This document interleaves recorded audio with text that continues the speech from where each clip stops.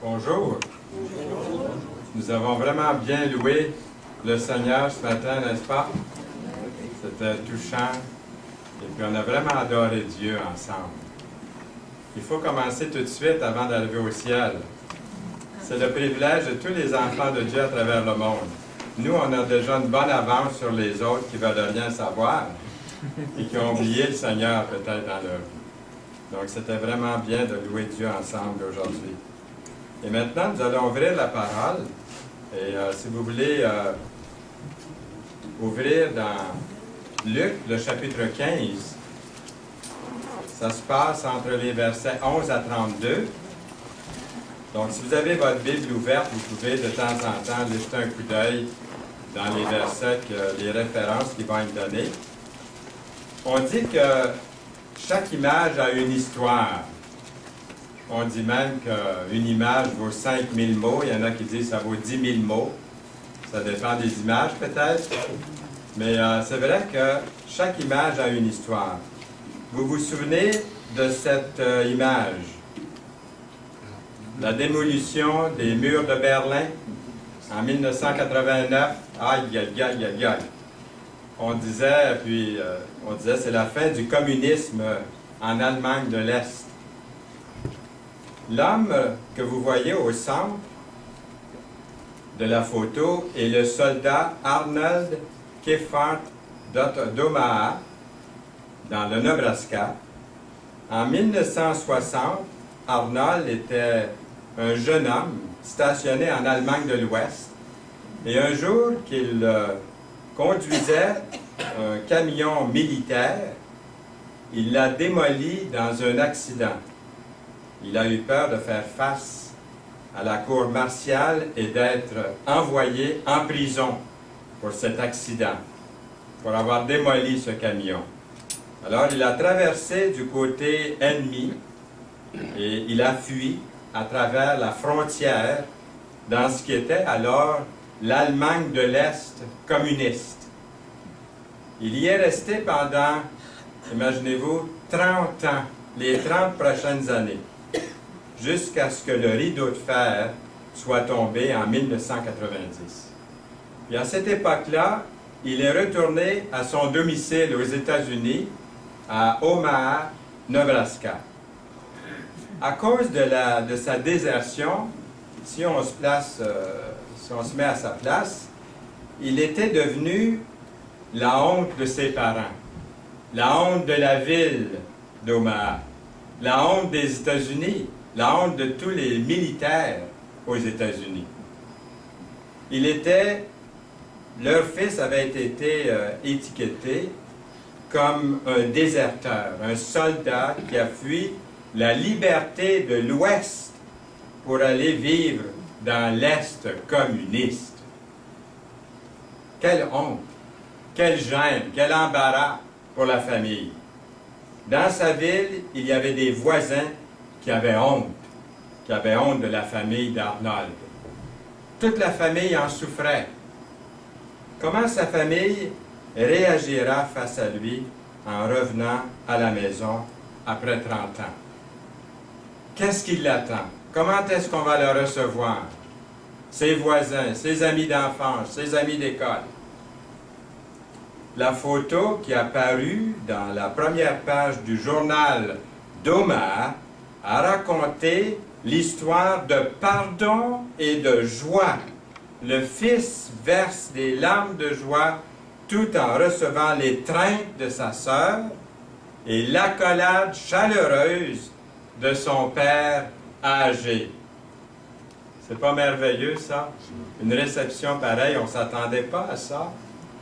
Et quand j'ai lu cette histoire, je ne pouvais pas m'empêcher de penser à la parabole du prodigue, que nous retrouvons dans Luc chapitre 15, les versets 11 à 32.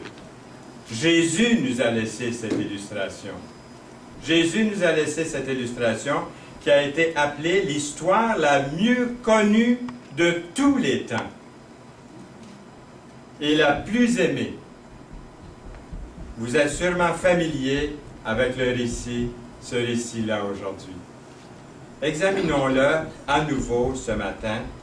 Si vous voulez, divisons l'histoire en deux parties, celle du plus jeune fils et celle du fils aîné. La première partie, le fils rebelle. On va l'appeler le fils rebelle dans Luc 15, les versets 11 à 24. Et cette première partie de l'histoire, on pourrait dire que c'est l'acte 1, peut-être divisé en 3 scènes. Notez bien les 3 expériences du fils prodigue. Premièrement, la rébellion.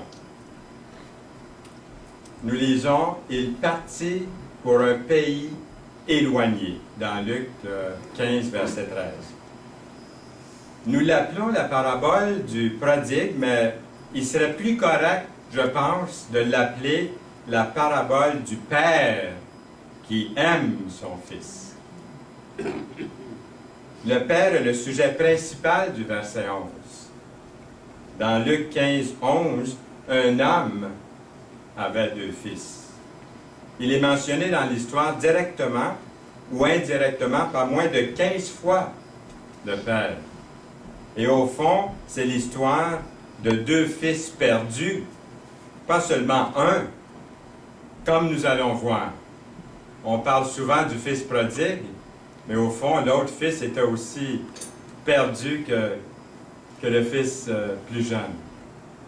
Dans Luc 15, verset 12, le plus jeune fils est probablement encore un adolescent ou tard dans son adolescence, 17 ou 18 ans. Le mariage des garçons avait lieu normalement entre 18 à 20 ans. L'histoire laisse à penser qu'il était célibataire. Il semblerait que cette famille était financièrement à l'aise aussi, en moyen, comme on dit aujourd'hui, et conformément à la loi juive, le premier enfant de la famille hériterait 2 fois le montant donné à l'autre fils. Alors, cette famille juive avait 2 fils. Le jeune va recevoir 1/3 et le frère aîné 2/3 de la succession. Mais puisque le jeune fils a voulu son héritage tout de suite avant la mort de son père, il a dû recevoir beaucoup moins. Normalement, il n'aurait pas eu le droit de recevoir l'héritage tout de suite. Il a demandé une faveur spéciale à son père. Il s'est peut-être dit, ouais, en mettant ça dans notre langage d'aujourd'hui, moi je suis pas mal tanné de vivre ici, là, à la maison, chez mes parents. Je veux aller vivre ailleurs.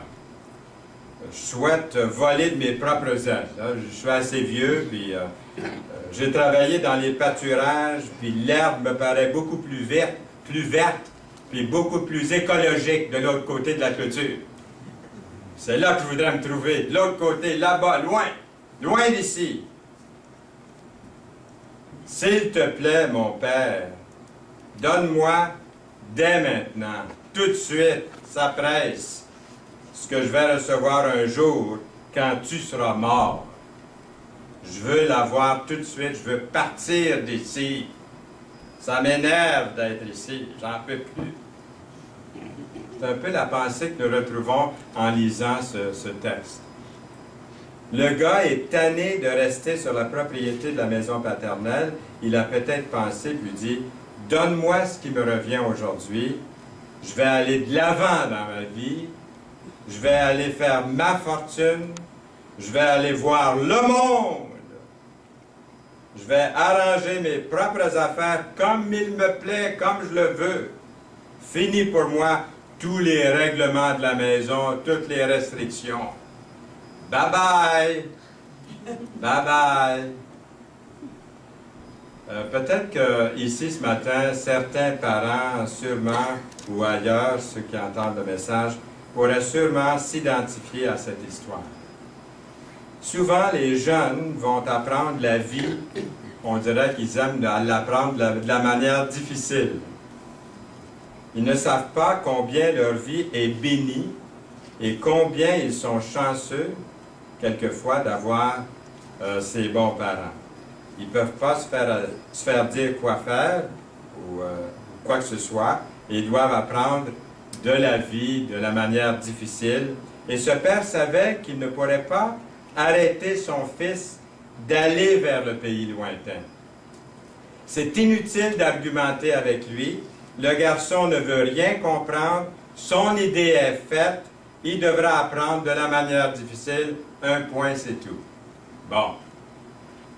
Dans Luc 15, verset 13, le plus jeune fils ayant tout ramassé, le garçon a quitté la maison avec ses poches pleines d'argent qu'il n'avait pas encore gagné.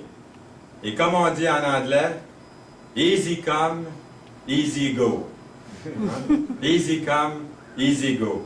Vite gagné, vite dépensé. Nous lisons, il dissipa son bien dans Luc 15, verset 13. Excessivement dépensier. Excessivement dépensier. Savez-vous, on sait que prodigue veut dire gaspilleur.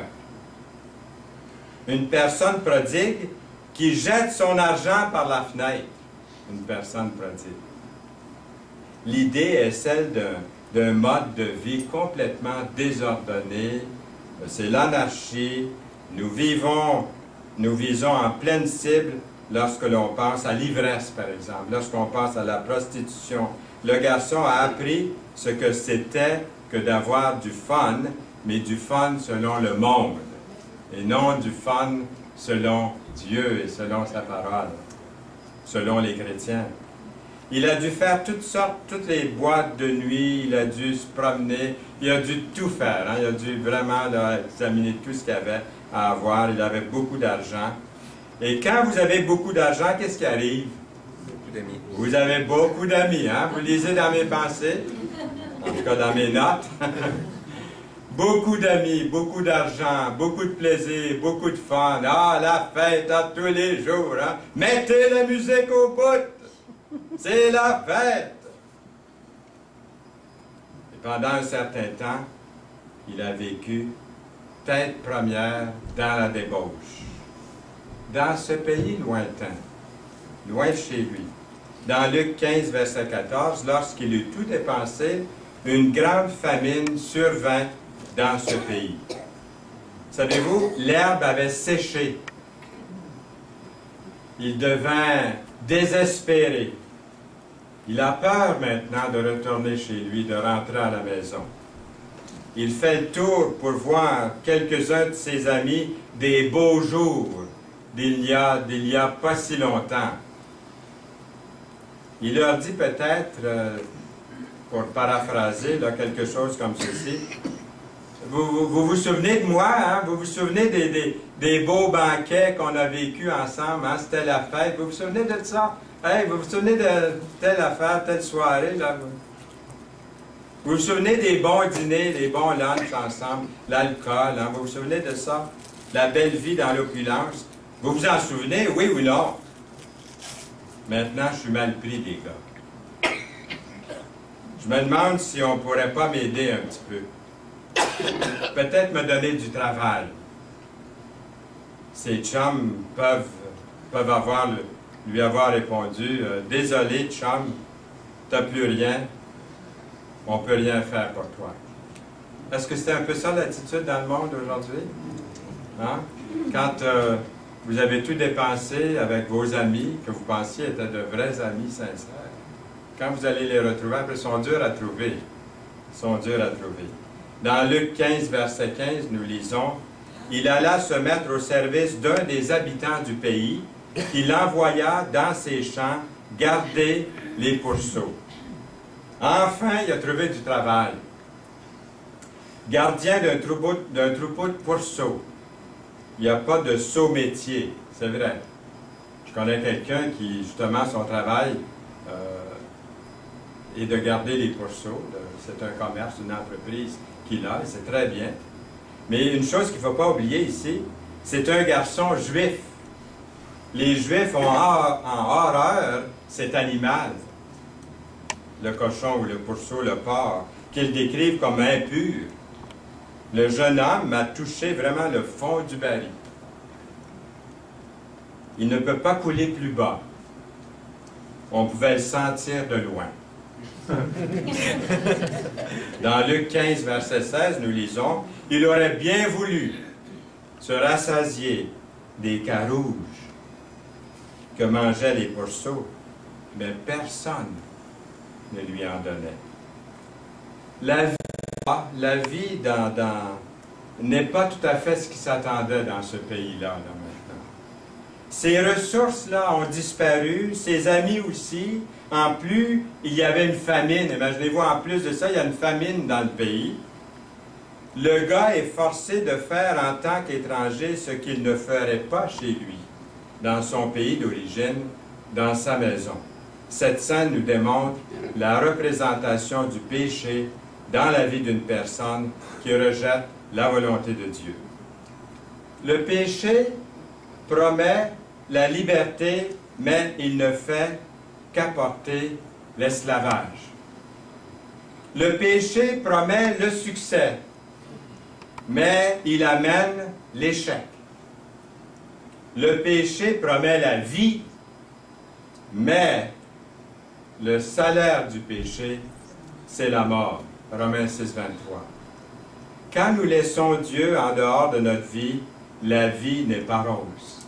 La vie n'est pas belle. La vie n'est pas bonne, malgré les apparences. C'est pas beau. La rébellion contre Dieu conduit à la mort.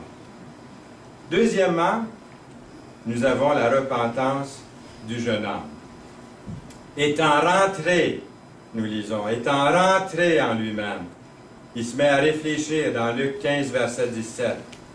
Repentance signifie changer d'avis, changer de comportement.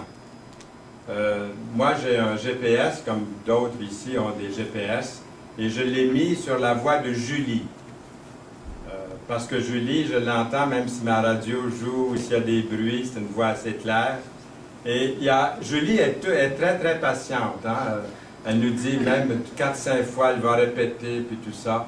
Mais il y a seulement qu'une fois où je trouve que sa voix est un peu agressante, un peu choquante, et puis on dirait qu'elle n'y va pas avec le dos de la cuillère. C'est quand elle dit « Faites demi-tour ». Elle nous dit ça sur ce ton-là, à peu près. Hein, Noël? Noël en a « Faites demi-tour ». Ça, j'aime pas ça me faire dire ça. Hein. Là, je me suis trompé, je ne l'ai pas écouté, puis elle me dit « Faites demi-tour ». C'est ce que ça veut dire, repentance. Faites demi-tour. Et ça presse, allez pas plus loin. Et des fois, je suis porté à continuer, à penser peut-être que je vais avoir une rue là, transversale. Non, faites demi-tour, qu'elle dit. Alors, dans notre vie, il faut faire demi-tour. Il faut écouter cette voix de repentance. Faites demi-tour. Faites demi-tour. Et c'est exactement ce que le jeune homme a pris comme décision pendant qu'il était au travail, avec les pourceaux. Il a changé d'idée, il a changé de comportement. Ça commence dans la tête, dans la pensée, dans le cœur, de faire demi-tour. Tout parent d'un fils ou d'une fille prodigue espère et prie pour qu'un jour, il ou elle se mette à réfléchir à sa situation et fasse demi-tour. Le péché a une façon de déformer la réalité. Nous ne voyons pas clairement quand nous sommes dans le péché. C'est embrouillé. C'est comme regarder au travers de la brume. Il est rentré en lui-même, nous lisons. Entré en lui-même. Nous lisons, la bonté de Dieu te pousse à la repentance. Le jeune homme a changé d'avis sur lui-même, il a changé d'avis sur sa situation, il a admis qu'il avait mal fait. C'est comme admettre d'être pécheur, d'être perdu, c'est d'admettre notre échec spirituel. Il a avoué que son père était un homme généreux et que le service à la maison était bien meilleur que la liberté, soi-disant, entre guillemets, dans ce pays éloigné. Être à la maison avec papa lui semble maintenant beaucoup mieux. C'est la bonté de Dieu et non pas seulement la méchanceté de l'homme qui nous conduit à la repentance. La bonté de Dieu te pousse à la repentance. Romains 2, 4. si l'histoire se serait terminée avec le verset 17, le garçon aurait seulement eu du regret et du remords. Mais le vrai repentir implique le verbe agir. Il dit, je me lèverai, j'irai vers mon Père, et je lui dirai, mon Père, j'ai péché contre le ciel et contre toi. Je me lèverai. Le verset 17, si Césaire était là, il aurait pu regretter, avoir du remords, si seulement j'avais écouté, si seulement, c'est vrai que mon Père est généreux, puis si seulement, si seulement, si seulement. Non, je me lèverai. Faites demi-tour. Il est en train de faire ce demi-tour. Notre résolution de bien faire peut être noble, très noble, mais si nous n'agissons pas, ça n'arrive pas, ça n'avance pas à grand-chose. Par exemple, si notre péché est l'ivresse, ou la fornication, ou mentir, voler, ou la colère, ou l'orgueil, se repentir exige plus que du remords, plus que du regret. Nous devons nous lever et agir. Ce garçon a mûri, assis parmi les pourceaux. Il n'est pas le même garçon que nous avons connu au verset 12, non. Les difficultés et le malheur se sont jetés sur lui. Il a été humilié et sa fierté en a subi un dur coup. Il a été mis à l'épreuve. Et à son insu, il a mûri dans la marche vers son Père. Troisièmement, la fête. Il se leva, nous lisons, il se leva et alla vers son Père, au verset 20. Je m'imagine le Père regardant par la fenêtre à tous les jours, c'est ce que nous voyons dans le contexte. Le Père regarde par la fenêtre, et puis il a dû se rendre à la fenêtre à tous les jours depuis que son fils était parti. Vous vous imaginez le voir regarder par la fenêtre d'un air inquiet et de regarder le plus loin possible. Et tout à coup, ce jour-là, il le voit venir. Il le reconnaît, c'est lui. Il dit à son serviteur, va me chercher un fouet, une brique, un fanal. Quand il va arriver ici, il va en manger une, je vous laisse deviner le mot là, il va en manger une torbrule. Il va en manger toute une, parce qu'il mérite. Ce gars-là, il a traîné le nom de la famille dans la boue. Il est allé dépenser notre argent. C'est un voyou, un traître, un misérable. Il mérite la punition. Il va se repentir devant tout le monde. Il va passer un mauvais quart d'heure, je vous en passe un papier. Je vais lui faire confesser en public son péché. Je vais l'emmener devant les grands prêtres, dans la synagogue. Il va en manger toute une. Il le mérite. Il ne mérite pas d'autre chose. Puis on pourrait dire, ben c'est justice, écoutez, c'est correct. C'est un voyou, il mérite. Est-ce que c'est ça qui est écrit dans votre Bible? Ah, bien, c'est pas écrit ça non plus dans ma Bible. Pourtant, ce père a parfaitement le droit, selon l'époque dans laquelle il vit, il a le droit. Ce garçon a pris son nom, a pris son argent, il a tout gaspillé, il a déshonoré son nom. Il pourrait le faire fouetter, de son seul place dans le contexte de l'époque, pour qu'il s'en souvienne toute sa vie. Je vais lui donner le fouet. Comme quand j'étais à l'école, moi c'était encore le fouet et la strap. Hein? Je me rappelle à l'âge de 15 ans, quand j'ai eu la strap, par le directeur de l'école, il dit « Oh, on pensait que M. Saint-Louis Fernand était un bon petit gars. » Mais j'ai passé des périodes, j'étais chrétien, j'étais un enfant de Dieu, mais un peu comme le fils prodigue à un moment donné, peut-être dans ma vie. Voyez-vous? Je méritais cette punition, mais le Père agit complètement différent. Le Père, à l'époque, avait le droit de faire ça, mais ce Père a fait quelque chose d'incroyable. D'incroyable. Il a pardonné à son Fils. que j'aurais été capable de faire ça? Dans le pays lointain, le garçon trouve la misère. Maintenant, de retour à la maison, chez lui, le garçon trouve la miséricorde. La miséricorde. Êtes-vous content de ça? Est-ce que vous êtes en train de faire le lien avec Dieu et vous? Entre vous et Dieu? Au verset 21, le garçon s'était préparé tout un discours. Ah oui, il avait pratiqué, hein? Il avait pratiqué, là, assis parmi les pourceaux, il avait pratiqué tout un discours, puis en route, hein, il avait un long chemin à faire, puis il n'était pas en autobus, là. Il n'avait pas loué d'auto. Et puis, il marchait. Il avait le temps de réfléchir. Mais le père n'a jamais autorisé son fils, quand il l'a vu venir, il n'a jamais autorisé à terminer ses aveux. Il l'a interrompu, lui a pardonné et ordonné que la fête commence. Nous lisons, si nous confessons nos péchés, il est fidèle et juste pour nous les pardonner et nous purifier de toute iniquité. 1 Jean 1. Tout ce que le Fils avait espéré trouver dans le pays lointain, il l'a découvert chez lui à la maison. Des vêtements, des bijoux, des amis, une joyeuse célébration, de l'amour et un avenir assuré. Il a reçu le plus beau vêtement qu'un père pouvait donner à son fils, seulement digne d'un fils, un anneau, un signe d'autorité, d'après Genèse chapitre 41, verset 42, et des chaussures, le signe de la liberté. Aller pieds nus était tout à fait normal pour un esclave, mais pas pour un fils, pas pour un homme libre.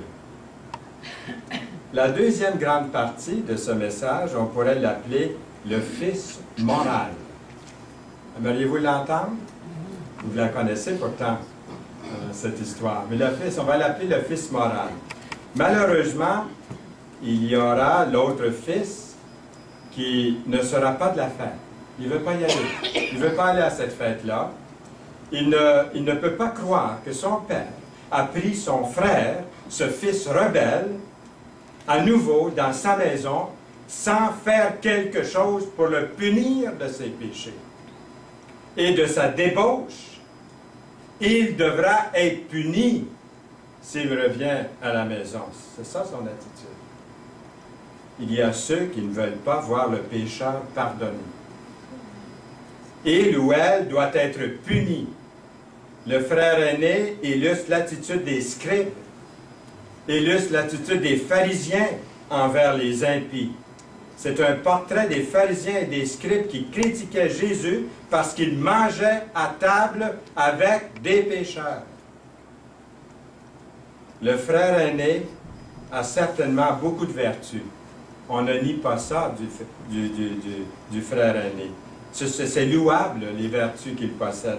Il a travaillé dur et a toujours obéi à son père, lui. Il est un fils moral, un bon témoignage, un exemple dans la maison. Il n'a jamais apporté la honte, lui, sur sa famille. Ses actions ont été nobles, mais son cœur a été tout à fait l'opposé de celui de son père. Tout à fait l'opposé de son père. Il n'est pas difficile de voir les péchés du frère aîné. Pour commencer, il est centré sur lui-même. Il annonce ouvertement les péchés de son jeune frère, mais il ne pouvait pas voir ses propres péchés à lui. C'est à nouveau l'histoire du pharisien et du publicain de Luc 18 qui se répète ici. Les pharisiens définissaient le péché principalement en termes de nos actions extérieures et non de nos attitudes intérieures. L'orgueil a été un autre de ses péchés à ce fils aîné. Le fils moral a servi son père pendant toutes ces années. Il n'a jamais désobéi à sa volonté. Quel témoignage! Il a été dit que l'orgueil est la première chose que vous devez perdre lorsque vous demanderez à être pardonné. Aussi, on ne peut pas s'empêcher de remarquer son insouciance envers son frère qui était perdu très très loin et retrouvé. Il n'a pas été le gardien de son frère. Imaginez avoir été informé que son frère est revenu à la maison. Le père guettait le retour de son jeune fils jour après jour. Et enfin, le jour est arrivé, il le voit arriver de très loin. Mais le frère aîné ne savait pas que son frère était de retour à la maison, jusqu'à ce que l'un des serviteurs lui annonce la nouvelle. Peut-être la chose la plus inquiétante au sujet du fils aîné est sa violente colère. Sa colère. Il était en colère, en beau, dites le mot, envers son frère. Il était en colère, en beau fusil, envers son père aussi, puis envers son frère, au point de ne pas aller dans la maison. Je ne vais pas là. Mon frère est de retour, c'est pas juste. Garde mon père, un mou, un doux, un faible. Il pardonne à se débaucher. J'entre pas à la fête pour partager la joyeuse célébration. Vraiment mécontent. C'est lui qui devrait porter le nom de fils prodigue dans l'histoire, vous ne pensez pas? Celui qui a été perdu alors qu'il était encore à la maison est perdu. Est-ce qu'il y a quelqu'un ici ce matin qui est à la maison et qui est perdu? Ça peut arriver. Les pharisiens avaient une religion de bonnes œuvres.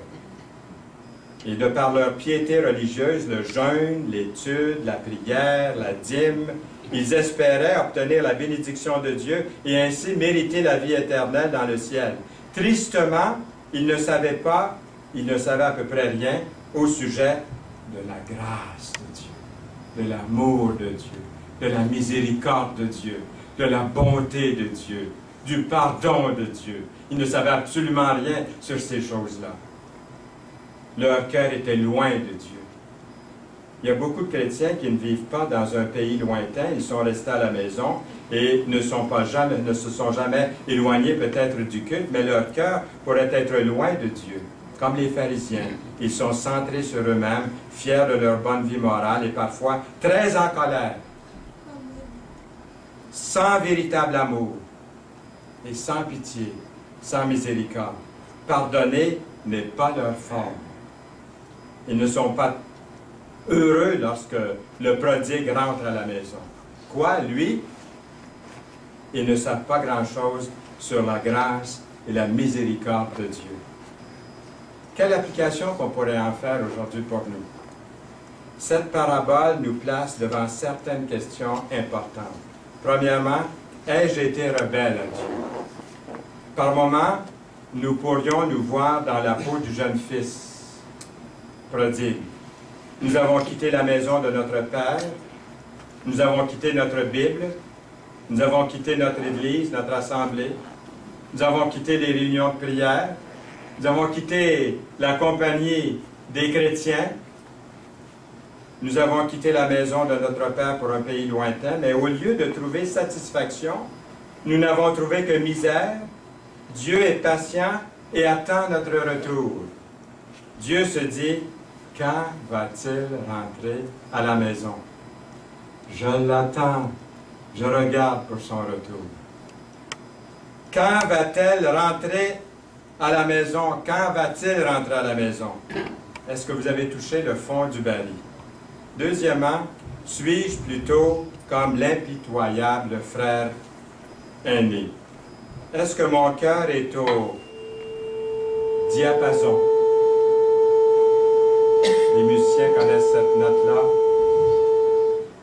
Est-ce que votre cœur est au diapason avec Dieu? Sur la même longueur d'onde? Comment est ma compassion pour les pécheurs? Comment est ma compassion, ma miséricorde pour les pécheurs?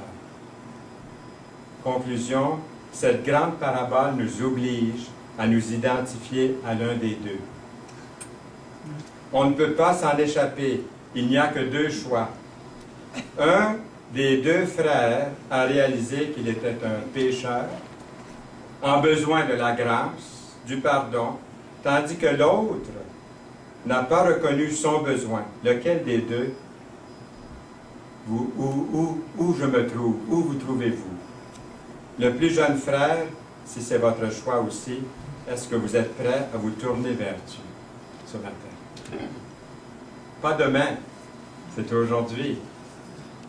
Il est impatient, le Seigneur, de vous accueillir dans sa famille comme fils. Par contre, si vous êtes dans l'état du frère aîné, vous devez rentrer en vous-même et vous repentir d'une telle attitude. Où vous situez-vous dans l'histoire?